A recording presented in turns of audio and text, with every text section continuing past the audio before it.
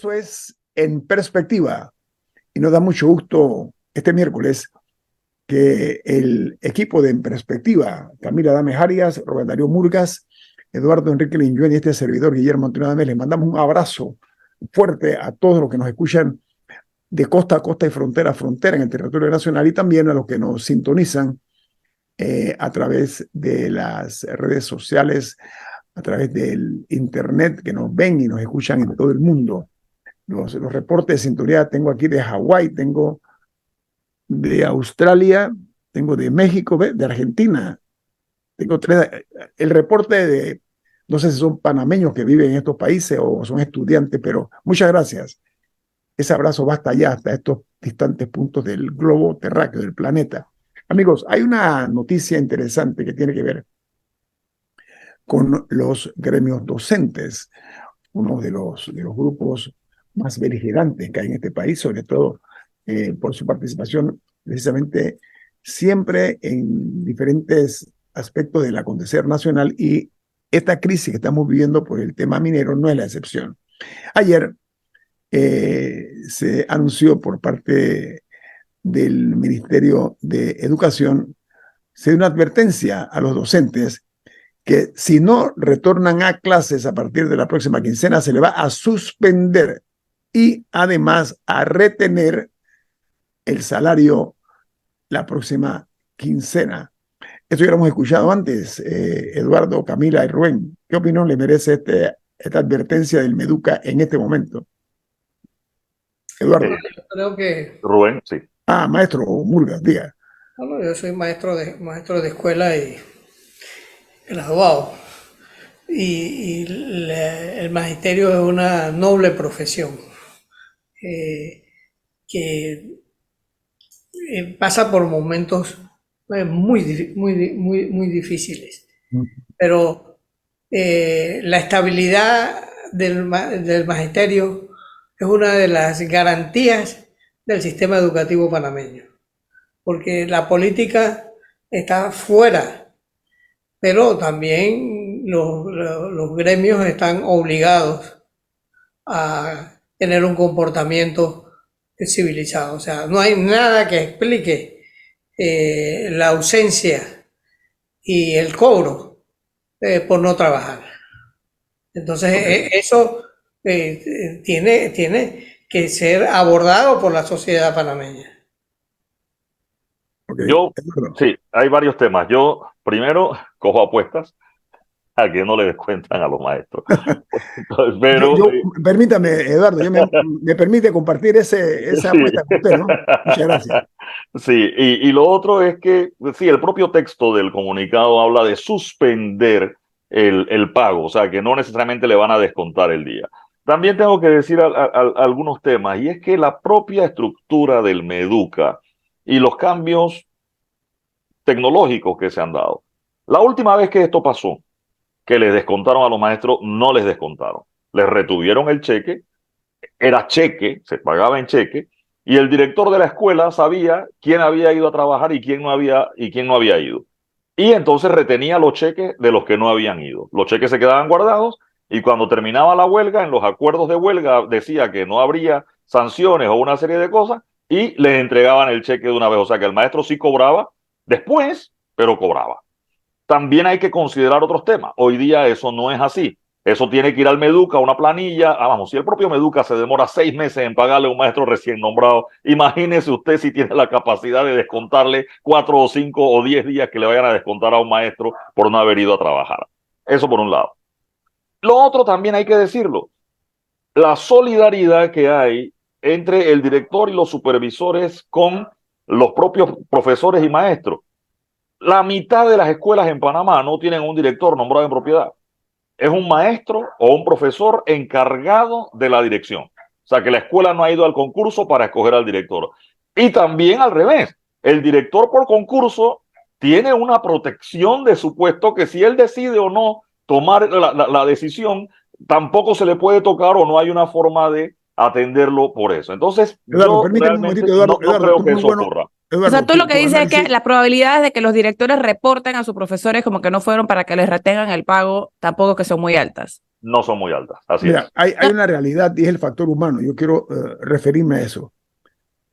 A un director, sobre todo si es una persona que está interina al frente de la escuela, tiene que considerar también que él va a ver todos los días a esos maestros, o sea, va a convivir con ellos en un ambiente hostil, porque ellos se van a sentir en alguna forma o en muchas formas afectados. Entonces, hay razones para que en este caso, que no es un ejercicio académico, sino un asunto de puntualidad, de cumplir con la misión que tienen los maestros y aquel principio que dice que el que no trabaja no cobra, pero vamos a ver esto en qué desemboca, porque realmente los maestros siempre, no de ahora, siempre han sido muy activos en cuanto a las protestas sociales y demás. Esto hay que comprender eso, así que... Sí, me gustaría agregar que la profesora Ileana Golcher, para agregar algo de historia al debate, pasó el dato en su cuenta de Twitter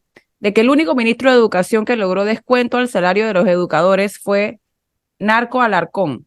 que era Sí, maestro también, sí. que era maestro. Ajá, sin embargo, luego de sus declaraciones por ley tuvo que regresarle íntegro sus salarios, o sea que en ese caso tampoco se dio Es lo el que yo te decía, descuento. es la única vez que pasó y fue más bien una retención que un descuento. O sea, no les pagaron y cuando se acabó la huelga, en los acuerdos de huelga estaba Sí. entregarle los... Ahora, más allá de esos detalles administrativos, técnicos, y si al final se retiene, se atrasa o lo que sea el pago, que creo que estamos bastante claros que el pago eventualmente se va a dar.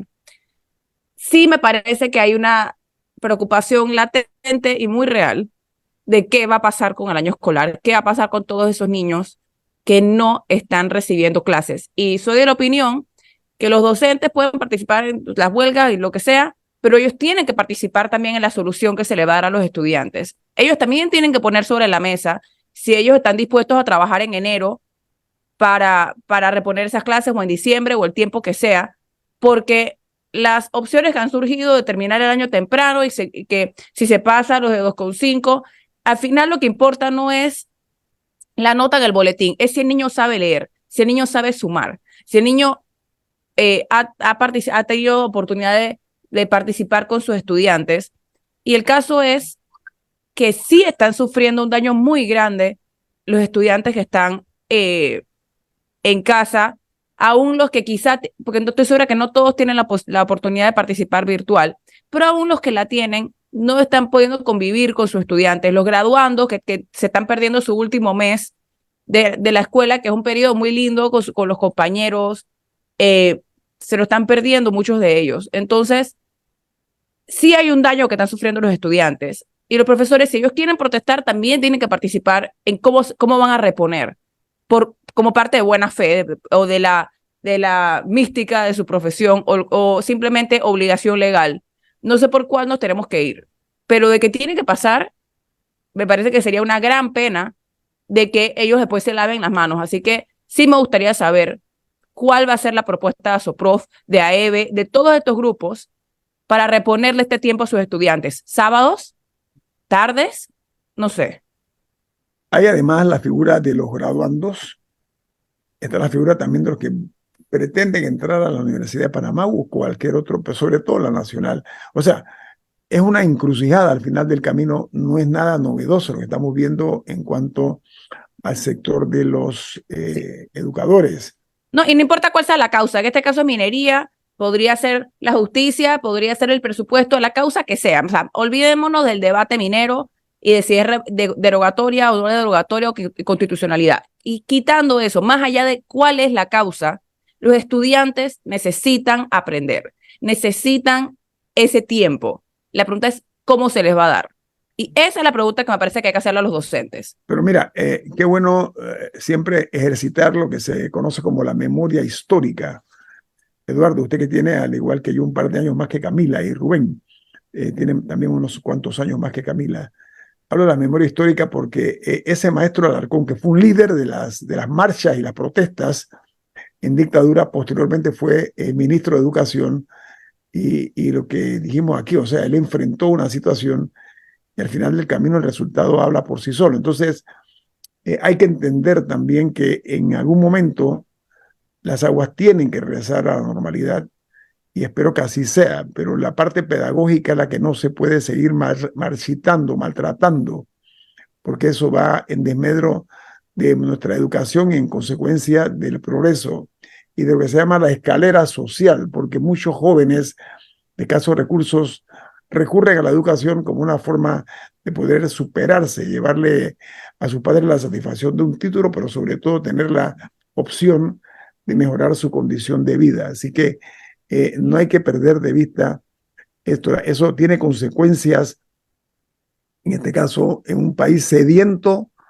de justicia, sediento de mejorar su condición y, a decir la verdad, la capacidad pedagógica hay que comenzar a medirla con mayor seriedad, porque los resultados que se conocen a nivel local e internacional no son los más felices. La calidad de la educación en Panamá es, lamentablemente, me cuesta decirlo, pero estoy obligado a decirlo, y es perentorio decirlo además de eso, hay en alguna forma, en algunos casos, no pocos, un precarismo intelectual, producto de la deficiente educación precaria que tiene nuestro país. Tenemos que pensar un poco más. Países como El Salvador, Honduras, Nicaragua, Costa Rica, que están aquí, que son parte del vecindario, se preocupan y mucho por darle una educación pública, ojo, lo mejor posible a los más Sí, necesitados. porque las privadas siguen dando clases, No por eso, las particulares siguen dando clases. público. No, y que tampoco, vamos, Ahora, y dentro de las privadas también hay excepciones, ¿eh? Hay que decirlo. Hay escuelas privadas que le están robando la plata a la gente. sí, Eso es cierto, pero la mayoría están dando clases. pero Bueno. hay una, y están hablando de algo que yo soy un maestro graduado. O sea, antes la educación pública era mucho mejor que la privada. Hoy no podemos decir eso. La educación privada es mucho mejor que la pública. Eso ha sido real y no solo en primaria, sino en secundaria. Rubén, a ver, hay que consultar la historia. Sí, la educación El privada era para el que instituto, no daba bola en la escuela pública. claro, pero Eduardo, el Instituto Nacional en su debido momento era un ejemplo de la buena educación. Es más, fue una fábrica de grandes personajes para la historia panameña. Había un plantel que se llamaba el Liceo de Señoritas, la Escuela Profesional Isabel Herrera Ovaldía, o sea, escuelas El arte y oficio, el Instituto Nacional, claro, eran escuelas, De excelencia. eran sí. un lujo. No, tenían un pensum académico importante y entonces eso se fue diluyendo en el tiempo. Yo creo que el instituto todavía mantiene, hay uno que se llama Fermín Nodó. No, se creó también Fermín con Nodó esa fue intención una cuando escuela empezó, especial. cuando se formó. Todos los primeros puestos iban a dar al Fermín Nodó. Y se Pero el politizó problema es que después, ahorita, no, es que eso se politizó y bueno, los hijos de fulano, el que quería estar en Femenino 2, y también se trastocó el asunto y no se siguió con el tema. A mí me preocupa, Camila, eso que tú planteas de que la discusión hoy es el tema minero y pudiera ser por cualquier otra cosa, y el tiempo que se ha perdido. A mí me preocupa tanto en lo educativo como en lo económico y en otros asuntos nacionales. Vamos a tener otras crisis. Es decir, no se ha discutido el tema de la caja del Seguro Social. No sé si va a ser con este gobierno o con el otro. Pero en la próxima crisis que venga, vamos, en diciembre hay que definir salario mínimo y cerraste la mitad del comercio en esta época, que era la mejor época del año. Va a ser difícil consensuar un salario mínimo después de lo que ha pasado. Entonces, imagínate con reformas a la caja del Seguro Social. No hay un mecanismo hoy para que el cierre de las vías y quedarnos sin legumbres, sin verduras, sin frutas en Panamá. A que Chiriquí no se quede sin gasolina, sin gas y sin los otros suministros. No hay una alternativa todavía ni una estrategia de negociación para que eso no pase. Que los muchachos se queden sin clases. No hay una estrategia de negociación para que eso no pase. En la próxima crisis que tengamos, sobre el tema que sea, minero, caja del Seguro Social, salario mínimo, la que venga, vamos a tener exactamente el mismo problema que tenemos hoy en Chiriquí, en Bocas del Toro, y en la ciudad con lo que no nos llega de Chiriquí y Bocas del Toro. Sí, se va a volver un tema de una vez al año. Escoge el mes. Escoge el mes en que no va a haber legumbres. Estamos pasados. Vamos al corte comercial. Esto es En Perspectiva, un programa para la gente inteligente como usted. Bueno, hablando de educación, la educación ayuda a cerrar la brecha social tan peligrosa que hay en Panamá, pero ¿saben qué? Hubo otro hecho que tiene que ver precisamente con los educadores. Y es que el día de ayer, el procurador de la administración, Rigoberto González, explicó a la dirigencia de los docentes o a la dirigencia de los gremios docentes que la ley 406 es violatoria de la Constitución. Es más, él se reiteró en la opinión que había dado sobre precisamente este tema que él la dio en noviembre 1, creo que fue que lo dio. Así que fueron ayer pues los educadores a través de sus directivos de sus gremios informados por el procurador de la administración que en efecto la ley 406 es violatoria de la Constitución. No sé si quieren opinar sobre eso, señores. Sí, bueno, pero sí fueron dos opiniones. Una, de que, o sea, reforzando el argumento de la inconstitucionalidad de la ley 406. Él se reitera. Pero también brindó su opinión al Ejecutivo de que no es jurídicamente viable derogar la ley a través de la Asamblea. Y me gustaría destacar algo aquí, porque las cosas buenas también se tienen que mencionar. Y es que el procurador de la administración, Rigoberto González, no solamente publicó no sé si es un edicto, no sé cuál es el término correcto, el documento. No solamente lo envió a presidencia o no sé si fue personalmente y lo presentó allá, sino que fue a Vía España, a la altura de la Iglesia del Carmen, a explicarle esta opinión a los gremios, en este caso eran gremios docentes, más que nada los que estaban ahí, creo que era SOPROF, porque vi al dirigente Diógenes Sánchez ahí. O sea, él fue personalmente y se metió ahí entre la gente a dar una explicación, que es algo que tenemos rato que no vemos y que sí me gustaría destacar que sucedió. Y creo que hay otros funcionarios que deberían verse en ese espejo. Lo que quiero otra buena noticia. Diga, Eduardo, usted iba a decir algo. No, yo coincido con Camila. De hecho, personalmente hicimos gestiones, ya que el procurador Rigoberto González Montenegro hizo eso a través de su equipo de prensa para ver si esa explicación que le dio a los docentes la puede hacer con nosotros en un programa en televisión y tenerlo en televisión para que lo haga. Estamos esperando respuesta para eso. Pero, como bien explicaban, no solo la respuesta de la inconstitucionalidad, sino de la inviabilidad de hacerlo mediante una derogatoria, sino que el camino sigue siendo esperar a la Corte Suprema de Justicia. Eso contrario a la opinión de la Alianza Pueblo Unido y de muchos abogados consultados por la Alianza Pueblo Unido que dicen que sí se podía a través de una derogatoria y como ellos dicen que eso se acaba en 3 días. Ahora, aún así, considerando ese argumento válido, ya la figura de los 3 días tampoco tendría mucho sentido, porque el presidente recibió la opinión del procurador ayer, que ciertamente no es vinculante, pero supongamos que al presidente le hubiera gustado la opinión y dice sí, se puede derogar. Eso iría a la Asamblea hoy, primer debate, segundo debate mañana y tercer debate el viernes, cuando el viernes ya sabemos que la Corte va a entrar en una sesión permanente para discutir ese tema. Entonces ya realmente también esa parte de decidir a través de una derogatoria de la ley 406 del contrato minero, para que ya en este momento sí, los 3 días que demoraría no serían mucha diferencia con lo que debe decidir la Corte. Ahora, sustraería materia a la Corte y recordemos que en la Corte, a pesar de que todo el mundo está esperando o mucha gente está esperando una decisión de inconstitucionalidad, sigue siendo cara o sello. La Corte puede decidir que es constitucional, ¿eh? Recordemos que eso todavía está en el ambiente. Todo el mundo dice que no, se especula que no. Las opiniones de los 2 procuradores es que es inconstitucional. Sin embargo, en teoría y jurídicamente, de hecho, hay opiniones de abogados, incluyendo un expresidente de la Corte Suprema de Justicia, de que pudiera ser constitucional Sí, la ley que pero aprobó el Eduardo, contrato minero. Eduardo, a mí me gusta mucho la precisión. Ese ex magistrado de la Corte Suprema de Justicia, cuyo nombre es apellido Hoyos, Hoyos, Arturo Hoyos. Arturo Hoyos. Él es parte interesada, él es Sí. parte de la directiva de la empresa minera. Y me parece que es una mezcla de aceite con agua. Ok, está en su derecho, por supuesto, de defender el contrato minero porque él es parte de la empresa. Está muy bien. Bueno, pero todo el gobierno y todos los abogados del gobierno, el día que firmaron el contrato, decían que era constitucional. Mira, Eduardo, ¿sabes qué? Yo aprovecho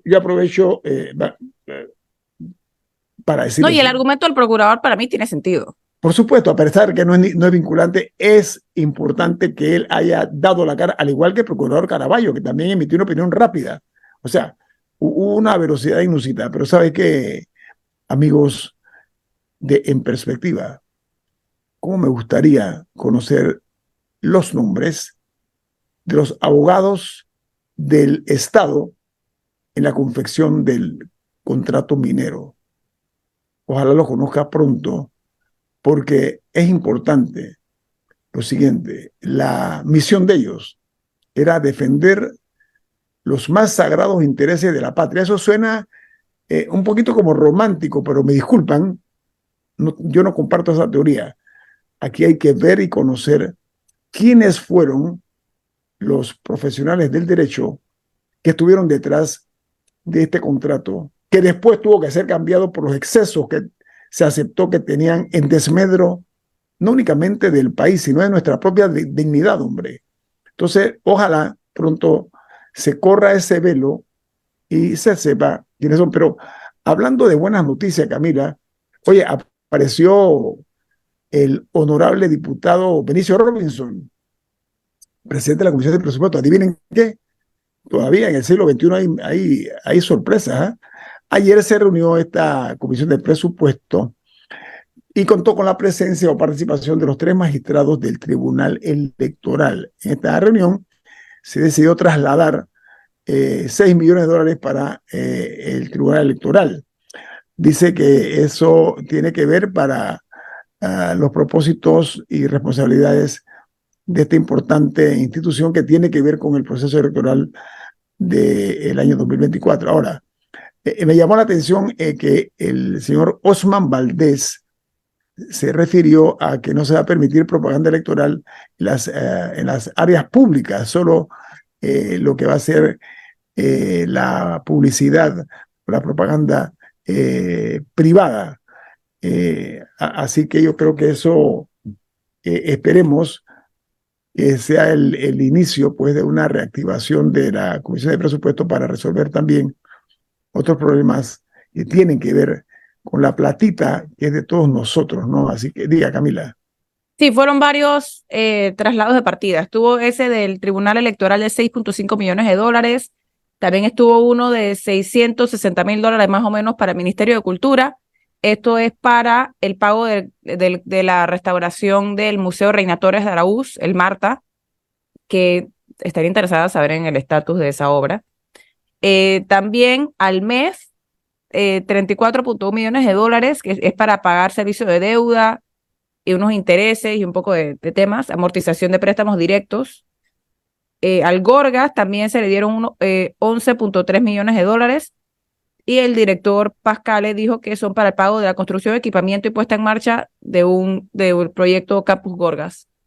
Así que fueron varias las instituciones que ayer recibieron traslados de partida. Sí, y lo de la decisión tomada con el presupuesto del próximo año también. Eduardo, tú no estuviste aquí el programa ayer. Ay, perdón, se me olvidó también los bomberos. 7.1 millones de dólares para los bomberos, que aparentemente es para hacerle frente al pago del subsidio canasta básica. No sé cuál es ese. Sí. Eduardo, y para equipos de protección. Sí, creo que por dónde viene Guillermo Antonio. A mí me preocupa, y esto es una denuncia que ha hecho el diputado Raúl Fernández, diputado de libre postulación, lo ha mencionado varias veces, que el Ejecutivo pretenda invocar el artículo 272 de la Constitución Nacional, que reza textualmente: si el proyecto de presupuesto general del Estado no fuere votado a más tardar el primer día del año fiscal correspondiente, entrará en vigencia el proyecto propuesto por el órgano ejecutivo, el cual lo adoptará mediante decisión del Consejo de Gabinete. Es decir, usar el presupuesto o aprobar el presupuesto sin pasarlo por la Asamblea. Ciertamente el ministro Alexander ha dicho que van a recortar el presupuesto que se presentó originalmente. Sin embargo, aún así le quedaría al Ejecutivo el 272 para, digamos, autoasignarse el presupuesto, que no es la misma figura que le ocurrió alguna vez a Mireya Moscoso, en el que la Asamblea le rechazó el presupuesto. Porque la norma sí establece, cuando el presupuesto se rechaza, se entra a regir el del año anterior con algunas obligaciones como lo que se había destinado para el pago de deuda y una serie de cosas, eso no se puede tocar. Sin embargo, en este caso estamos hablando de que el propio Ejecutivo se asignaría su presupuesto sin pasar por la Asamblea Legislativa, aunque haya dicho el ministro Alexander que lo va a recortar. Eduardo, además que, como se había propuesto, era el presupuesto más alto de la historia republicana, para que tengamos la medida. Bueno, es que el problema no es que fuera el más alto, porque en Sí, porque teoría creo que cada año es más presupuesto alto. no puede ser Sí. menor que No, el pero del me año refiero a anterior. 5.000 millones de Sí, dólares. El problema pero eran las cada año es más alto. dimensiones. Pero claro, el porcentaje de aumento de un año a otro era el más alto en la historia de la Sí, el República. más alto. Exacto, o sea, siempre iba a ser el más alto de la historia republicana. El problema fue el salto que se La dio. dimensión en este caso, y en un momento como este. O sea, a mí me parecen algunas cosas que conspiran contra la inteligencia natural y el sentido común. Tenemos el país en la situación que se encuentra. Hombre, no estemos apagando fuegos con gasolina, por favor, hombre. No hagamos cosas que lo que van a provocar es más todavía la ira y la enjundia de la gente que se siente en alguna forma afectada por malas decisiones que se toman. Vamos al corte comercial. Esto es En Perspectiva, un programa para la gente inteligente como usted. Para los que nos están escuchando y viendo a través de Facebook Live, todo sale al aire porque queda registrado. Sí. Estamos hablando aquí el equipo de En Perspectiva y usamos un término muy vernacular, ¿no? Las ñamerías. Por supuesto con respeto al lenguaje, ¿no? Pero una forma nuestra de expresarnos acerca de las torpezas, sobre todo las ñamerías políticas, las imprudencias políticas. Ayer, tras que el de la abuela, ¿cómo es, Eduardo? Tras que la abuela parió ¿cómo una cosa? Tras que somos muchos, parió la abuela. Exacto, gracias, Eduardo. Muy bien. Hay una serie de paradojas. Hablando de la Asamblea, y mencionamos que ayer, bueno, ya reapareció la Comisión de Presupuestos después de un mes de estar desaparecida. Resulta ser que un diputado del PRD habló sobre lo que él denomina manipulación mediática y dijo que las líneas editoriales, las agendas establecidas, la información en los medios, ponen en peligro la democracia. ¿Sabe qué, diputado? No atender los problemas de la sociedad panameña atentan exactamente contra la democracia. No tener la inteligencia emocional para comprender que este país está en una situación muy delicada también tiene mucho que ver con lo que es la democracia de este país. Hay fórmulas impropias o inapropiadas que estoy viendo yo que recurren a la falta de mesura por parte de quienes tienen que ser precisamente personas que piensen con cabeza fría. Entonces, diluir la responsabilidad de los que son gobierno y trasladarla a los medios de comunicación, que somos los que hemos hecho público todos los desmanes, excesos que precisamente ha cometido la Asamblea, entre otros órganos del Estado, lleva a este tipo de situaciones. Entonces, decía Eduardo refiriéndose, es un diputado del PRD, atención, el PRD está, si usamos términos boxísticos, está contra las cuerdas tratando de capear ¿cómo le dicen? En el argot boxístico, capear el temporal. Yo creo que no está contra las cuerdas, yo creo que le están contando 8. O sea, en el boxeo, cuando tú pones rodilla en la lona o caes a la lona, le llaman cuenta de protección y por lo menos te cuentan hasta 8. O sea,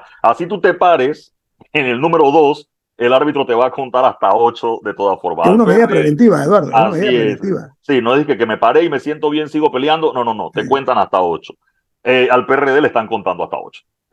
Ahora, si está en esa condición de conteo, de protección, porque hay que entenderlo. O sea, ¿qué es lo que hacen los boxeadores inteligentes, Cyril Rinchen, cuando están en esas circunstancias? Muchas veces se quedan con la rodilla en el suelo, descansando, esperando el 8, se paran y se quedan tranquilos esperando el 8 para salir a pelear, amarran y recurren a algunas estrategias para seguir. A Camila, yo no sé si le gusta el boxeo, pero sí, eso es parte del boxeo. Creo que no creo que ellos que lidien con su desorden, o sea, no, creo que es el problema de ellos y que ellos tienen que ver cómo resuelven. No, pero mira, es el partido más grande del país. No, las cosas por su nombre. No. El PRD no es un accidente histórico. Es un partido en gobierno y el más grande del país. Claro, entonces esas dos cosas hay que verlas.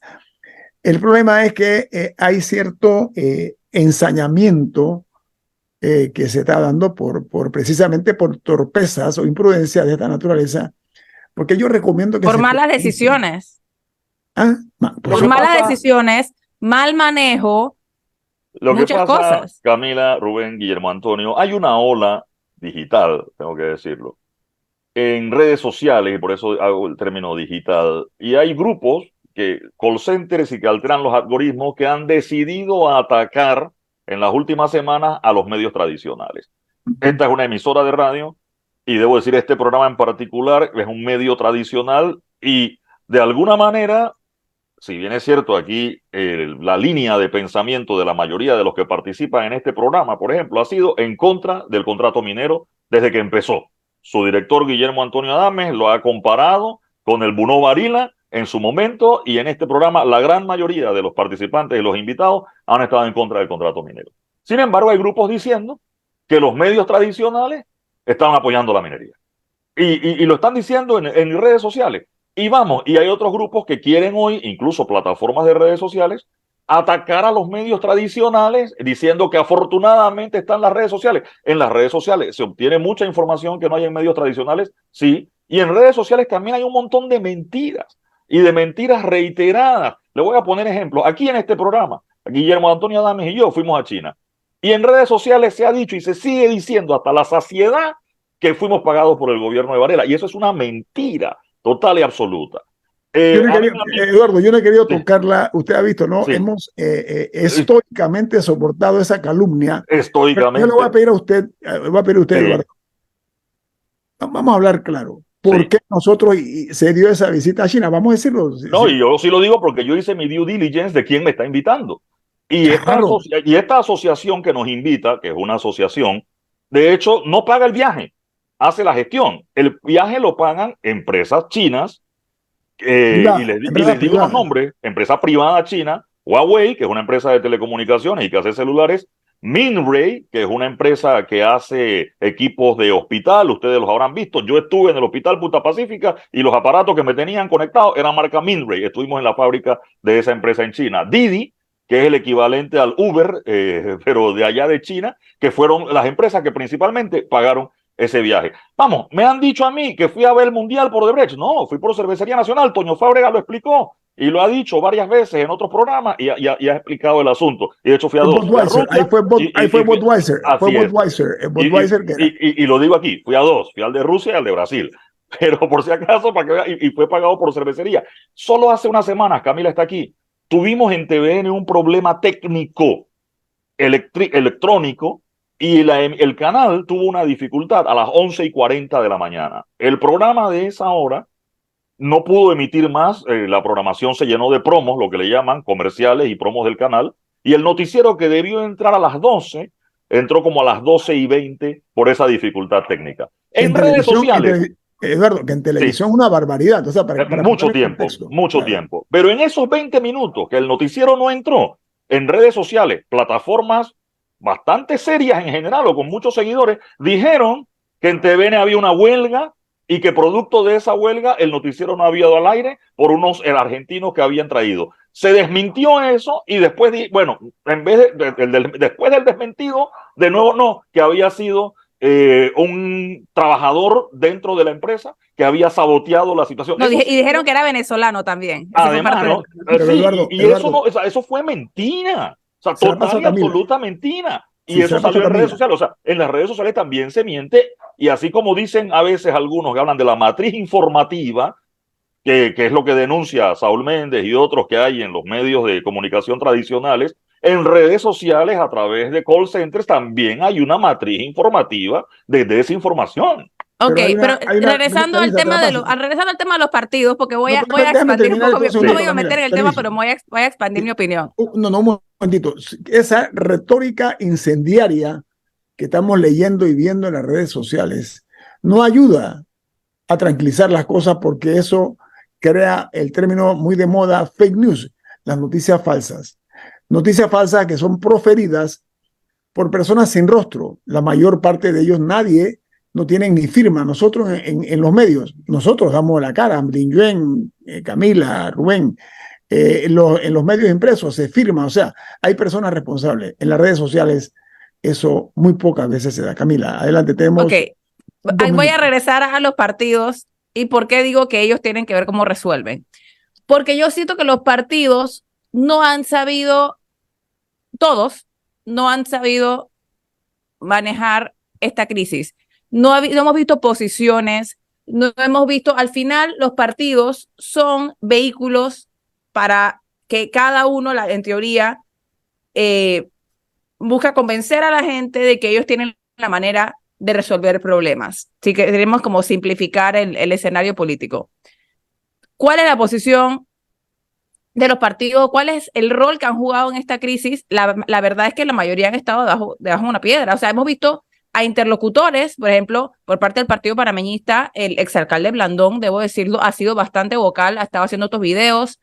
Bueno, los mismos candidatos presidenciales en general, Rómulo Rux lo ha hecho, Martín Torrijos lo ha hecho, Ricardo Lombana lo ha hecho, algunos han ido a programas a explicar, pero estoy un poco decepcionada, y la verdad no sé por qué lo sigo estando, pero sigo un poco decepcionada de que los partidos como organizaciones no los he visto ser parte de la solución y tratar de decir que, bueno, este partido A, nosotros opinamos que la avenida es esta, o partido B, no, mentira, tiene que ser así, o no he visto grandes propuestas por parte de ni posiciones más bien, claramente establecidas, y en esos vacíos, el problema es que en los vacíos de comunicación siempre se llenan.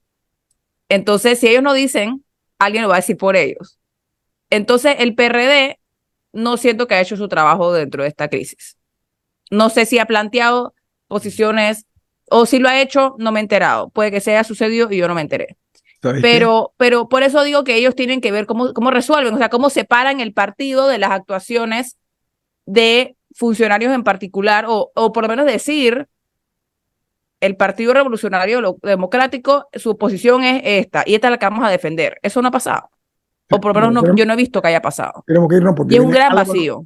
Viene Álvaro Alvarado con su programa Sin Rodeos, aquí en la cadena nacional Omega Estéreo.